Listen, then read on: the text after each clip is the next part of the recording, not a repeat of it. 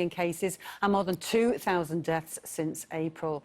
And as we heard in Catherine's report, more than 1,000 people have died from cholera in Democratic Republic of Congo since July. But the WHO is fighting back, launching a new strategy to reduce deaths from the disease by 90%. Well, for more, we're joined by Jonathan Kennedy, who's a lecturer in global health at Queen Mary University of London. Thanks very much for coming into Al Jazeera. A very basic question: does cholera just kill poor people?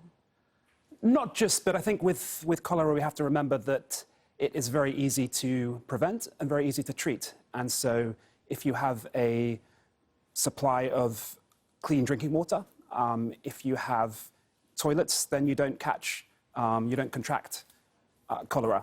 If you do contract cholera, it's actually very easy to treat with antibiotics, and with oral rehydration therapy, you can be well within a few hours. So it only really occurs where there's a failure of the national government and the international community to provide a good health system and decent sanitation and clean water. So yes, it tends to affect poor people in poor countries. So is it basically almost a man-made issue that we're talking about places like Yemen, where the infrastructure is broken down, where medical supplies broken down, where vaccines can't be provided?